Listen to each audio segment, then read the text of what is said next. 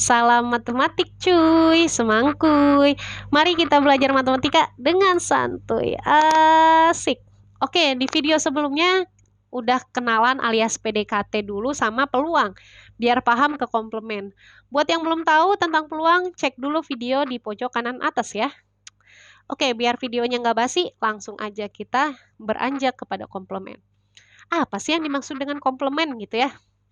Jadi komplement itu adalah lawannya peluang. Kalau misalkan peluangnya yang ditanyanya misalkan diterima, berarti komplementnya kebalikannya, tidak diterima. Kalau peluangnya yang ditanyakan malam, berarti komplementnya siang. Jadi lawannya gitu ya, kebalikannya. Seperti itu. Nah, biasanya simbol komplement itu seperti ini nih. Ya, ada pangkat C-nya. Kalau tadi peluang kan cuma peluang kejadian aja gitu ya. Misalkan kejadiannya K, cuma gini aja ya. Ini untuk peluang. Nah, kalau komplement itu dia ada pangkatnya gitu ya. Ada pangkatnya, pangkat C dari bahasa Inggris komplement ya. Alias komplement.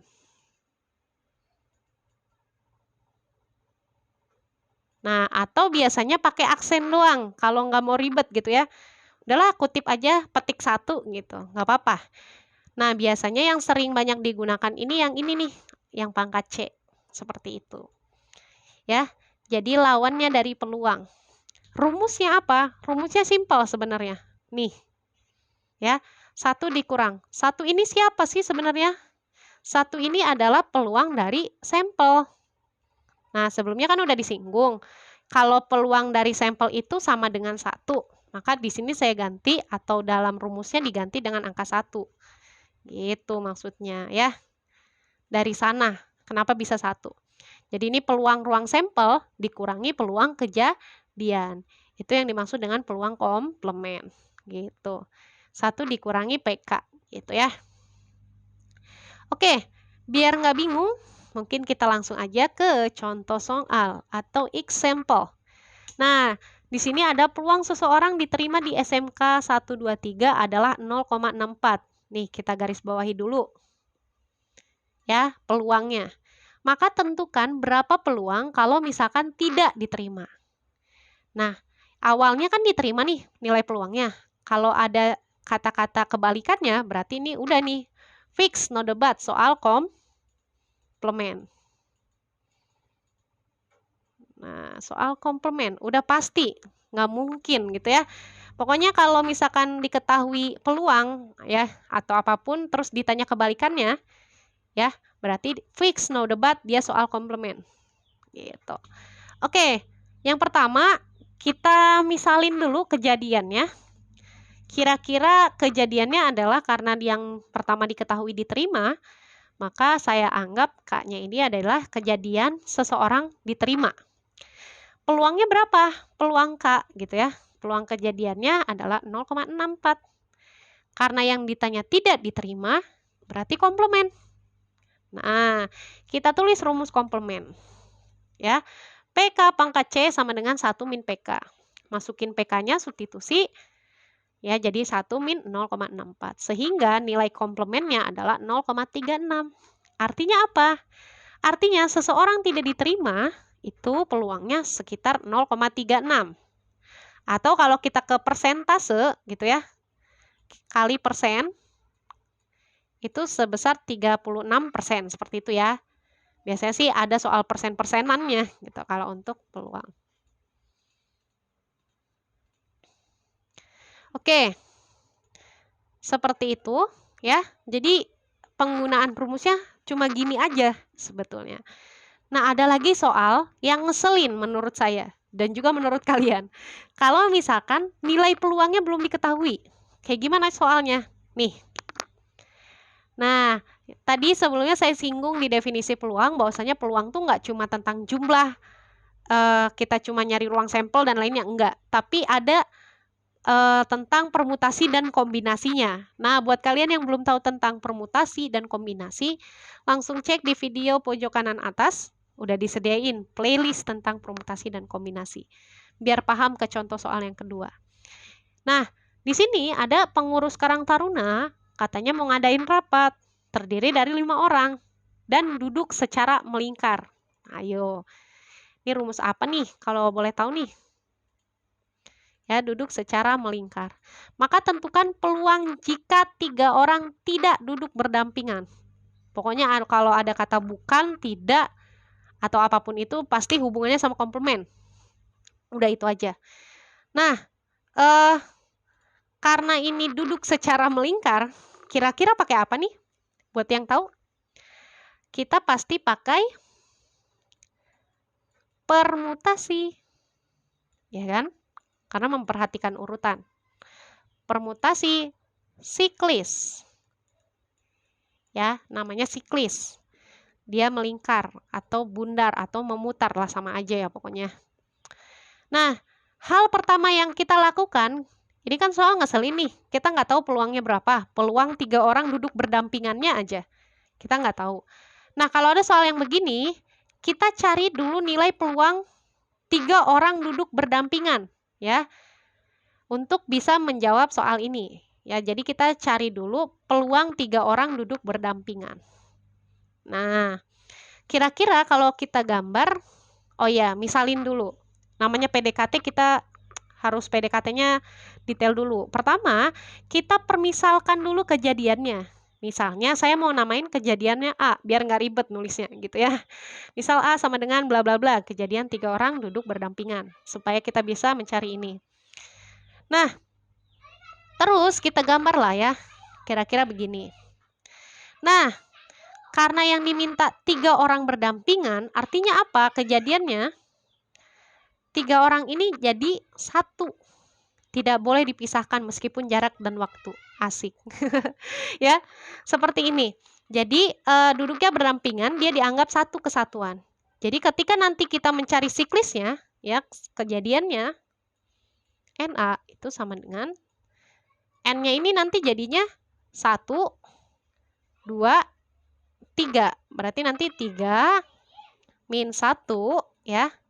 Kok 3 sih? Gitu ya. Kenapa nggak 5? Karena 3 orang ini udah dianggap jadi satu kesatuan. Jadi nanti ini 1, 2, 3. Maka N-nya memang sama dengan 3.